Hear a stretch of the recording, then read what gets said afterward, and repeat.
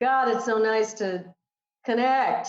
I can't believe how much I love my friends, even just being 6 feet away from them and spending 20 minutes or whatever I can get uh, connecting. Thank you for doing this with us. Thank you for all the questions. We got so many questions that I think we're going to have to do a two-parter, but we'll do like 15, 20 minutes today, because we're really busy and we got dishes to do and Netflix ain't going to watch itself. For sure. Right? I'll tell you, in addition to friends, I miss my band. I miss our crew. Yeah, I mean, except for that one person, But everybody else, maybe two. No, just the one. Now everybody's going to be in fear. Is it me? All right. Well, shall we? John, do you want to say anything before we start with the questions from these wonderful people? No, happy to be here. It's like you said, this is a tough time. So this is a break in the boredom. It sure is. That's great. Okay. All right. I want to start. Go. David Diamond, you got a number of questions about this. Your mustache. Robert Sarro said your mustache is epic. And Edward Hall and Dina Maltzer said, wondered how you cared for it and how anyone in the band allowed it. And were there other questions? And that was the three I saw. There were too many to list about your mustache. So let's May I go, ask, let's is this move on. the present mustache or the past mustache? The one in the picture that we sent out about inviting people to send questions in. Okay. Oh, All right, let's be real. I was 17 years old and I could grow a fucking mustache. I'm going to grow a mustache. I'm 17. you were killing it. That was quite a mustache. I know, right? I mean, it's got its own Wikipedia page now. But David Diamond's mustache. and how I cared for it? Yeah, get to the important part. I don't know how I cared for it. I was 17. You didn't have to care for anything at that age. Okay, David, how about you next? You ask a question or read it. Here's the I'm sorry if I get this wrong. Michael Brierly is asking, when VH1 brought us all back together for Bands Reunited, were those emotions real? He says he watches that over and over again. Oh, Who wants to John, start? I'd like you to answer that first. I've answered it a number of times, and I will here, but go ahead. yeah, the emotions were very, very complex. So they were all real and they were all centered on kind of the unknown, in that it just was so scary for me. I was always afraid it was going to be a hatchet job. I didn't understand the motive to do it. I couldn't see it in my head. That doesn't mean there wasn't one, because it turned out great. But so I was sort of frightened. Thus that conversation I had with David about, are you sure we can pull this off? And I was obviously, you and Terry hadn't talked for a long time, and the circumstances were strained. So yeah, it was scary. So, and then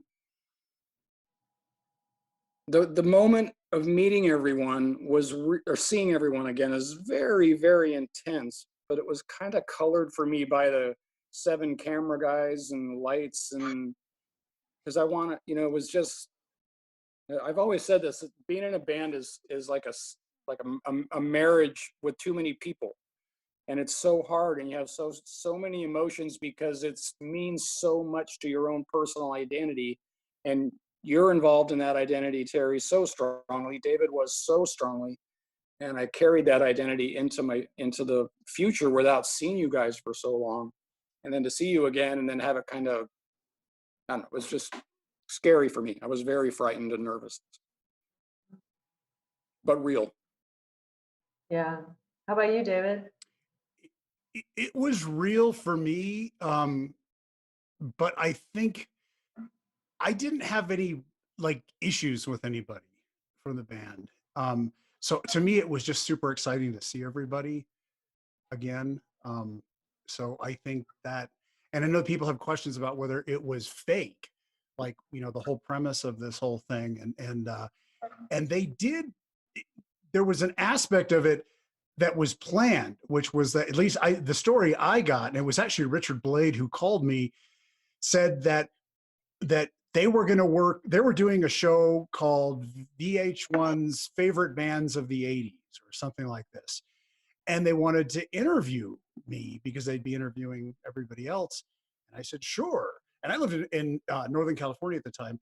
But he said, well, you want to come up to your house and interview you, which I thought was very strange because we could have easily done the interview over the phone, that we had phones in those days. Oh, so he didn't tell you what he was coming for? No idea. Richard Blade, by the way, was the producer of the show. Yeah. So that's how that connection happened. Okay, go ahead. Yeah, and so then when we were planning where I was going to, he said we're going to be up on such and such a day, and I told him I was going to be at the airport because I was flying that day, and he said, "Can we meet you at the airport?" And I said, "Yeah, sure." And so that was all that I knew. I had no idea that there was a live performance, that they were going to ask us about that, or that they were asking about putting us back together. So in those moments when you see me on camera talk, when he's like, Amer is sort of breaking that to me, that was completely real. At that point in time, I had no idea. That was all brand new. I thought we were just going to do a weird little interview, but that was it. Wow. Wow. Yeah. For me, I'm kind of between you two, because with the rest of the band, I had no issues with anybody, and I was excited to see everybody. But John, I hadn't talked to in 7 years. We had split up, and it wasn't good, and I missed him, and I was nervous. And I remember walking in and walked by him, didn't recognize him. I don't think he was looking at me. So he was kind of to the side, and I just didn't know who that was. And I just kept going into the rehearsal room, and he said, "Terry." And I turned around and he said, "It's me, John." And and he put his arms out, and I lost my shit. I just fell apart, started crying, and all these cameras, I remember that too, John, they're all like up our noses and, all over the place, and I ran into his arms, and that was the beginning of the healing of our relationship, that moment. And ever since then, it's just gotten better and better and better and better. So it was a cathartic show for me, experience. Yeah, that was definitely in the entirety of our career. That was one of the highlight moments, was that being able to do that VH1 thing. That was so much fun. And so just like and especially because it was like, I tried back in the day, I tried to be super aware of everything that was going on, and how rare it was, and how fortunate we were, and how I knew that this would be fantastic for the rest of my life. I would never forget these days. And then when I got to the VH1 thing, I realized that when I was 17, 18 years old, I couldn't even possibly appreciate what was going on, and I much more so did then. And even fast forwarding now, because it's been 50 or so years since we did the VH1 thing. And it's the same thing. It's just like these. That's a good point. I've always judged myself for not enjoying the early days as much as I could have. And you're right. In one sense, I couldn't have, because I wasn't old enough. I didn't have the experience or the appreciation of life yet. So that's a good point. Yeah, you need to have that perspective. Yeah. Realize what the magical moments are. Yeah. All right, let's go to another question. Yeah, I want another question. I love this one for John. Go for it. And I took a screenshot of it. Hold on. This is from Kenny Hunter. John, he said, "I was a bit late to the party. The first Berlin album I bought was Count 3 and Pray, but I love the songwriting as well as the music and vocals. My question would be to John." It's a multi-parter. Gotcha. Whatever you want of it. "How do you approach writing a new song? Do you start off with an idea for a melody, or do the lyrics come first, or can it be either? And do you prefer to write alone or with other members of the band?" Thank you, Kenny. What do you, I'm interested in that. That's a pretty easy one, and it'll be pretty short. I have never, ever written lyrics first, ever. I have this strange and I don't know if it's a talent or I don't know what it is, but when I sit and play my guitar or work on my computer and I start working on melodies, which are just basically, most people might just go la la la la la and not use words. I spit out words. And a lot of times the spontaneous spitting, so to speak, has something pretty cool come out. And it's really odd. So I'm always paying attention to it. Many titles of songs have come out of that improvisation or just, you know, vibing. So yeah, and it depends. The situation with writing by myself or with someone else is always probably, again, depending on the situation. If it's a band and we're playing, then that's just fun, and that has to involve the other people. But generally, I like to be by myself so I can be free and not nervous about whether the other person I'm around is going to like what I'm doing. Because if I'm by myself, I get to choose myself whether what I'm doing I like. And then I present it, and I love the collaboration idea of then passing it on to Terry, David, other people that I've worked with, and let them take it in a direction I wouldn't be able to take it because I wouldn't have their ideas. Yeah, very cool. I'm the same way. I don't enjoy writing in the room with people. I also never write lyrics first.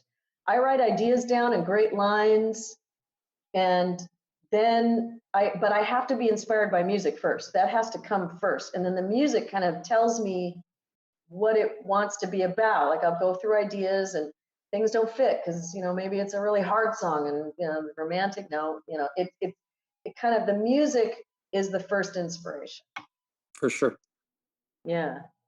Interesting. That's always been fascinating to me with the whole Elton John, Bernie Taupin thing, how he was taking his lyrics and then being inspired to find a musical landscape that brought those lyrics to the right sort of framing for them. And he did such a great job of that. It's incredible. Yeah. Yeah. All right, David, got another one?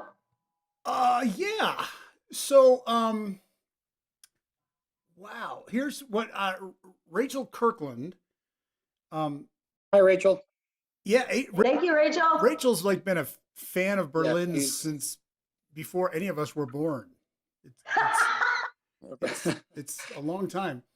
Yep. So she's asking John and I, are we both doing music full time now, or do we have other work or careers that we do? I can answer that. For me, toward the end of 2017, I left my former career of nearly 20 years as a marketing director, and I've just been doing Berlin since then. How about you, John? Hi, Rachel. How are you? We met. Rachel came to the show with the B-52s. I believe it was in Washington, Rachel, that we met. I don't remember. Anyway, Rachel, I ran a business for 20 years after my music career ended, and I still own that business, although the divorce that I am still going through is putting that sort of in limbo. So I have a business, but the only thing I'm doing actively, I'm not active in that any longer, is Berlin, which is wonderful. Having a blast. Awesome. Okay. Let me pick another question. Play some music so I find a question here. Oh, okay, this is good. I want us all to answer this if you can. From Mike Altabella. Thank you, Mike. Do you have any American Bandstand memories or stories? It must have been quite a dream for the band to be part of that. And for me, I'll start. It was an absolute awesome experience. For me growing up, the two shows I watched religiously were American Bandstand and Soul Train. I remember Dick Clark and Don Cornelius. Because we didn't have MTV, we didn't have music all the time. So there were just little pockets of music shows. You know, there was SNL, which had one band on it, and I would watch that. And then after that was Don Koishna's Rock Concert. That was on, remember that? That was on after that. And then Wolfman Jack's Midnight Special. Right. He had bands on. And I was just glued. Every Friday and Saturday night I was there. I was watching, oh, it was awesome. So meeting Dick Clark, wow. What impressed me about him wasn't just meeting him and having grown up with him, it was how much he knew about our band. We were not really that, big at all. We were just trying to make, struggling to get somewhere, and we got a slot on his show, and he had researched us. He knew every fact, more facts than I did about Berlin. And he was doing the interview after our show, our song, and asking all these questions. And I was like, wow, this guy, there's a reason he's this big, because he cares, because he does his homework. He loves music, and he even loves our little band. It was just so cool. So that's my memory. How about you guys? For me, super easy. This was just one of those moments where I remember very little of it because I think I was in shock the entire time that we were even there. And the crazy thing was that at the time, this was like 2 blocks from where I lived in Los Angeles that we were taping this. And all of us, I have no idea that this was all going on 2 blocks from my house. But that was, that was it for me. Do you remember anything about that, John? I do. I have kind of I don't share it too often, but I think I've said it a few times. When we were done, and I don't remember the exact circumstance, it was probably just in a moment when they stopped filming and give him a little break. I was just sitting down on the side, and he walked by me and tapped me on the shoulder, and I look up at him, and he goes, "There's something special about you guys." And I was just like, I didn't know, I was kind of tongue tied too, because it was him, and I just said, "Thank you, sir." But that was like, wow. Well, now I know we're going to make it. Someday.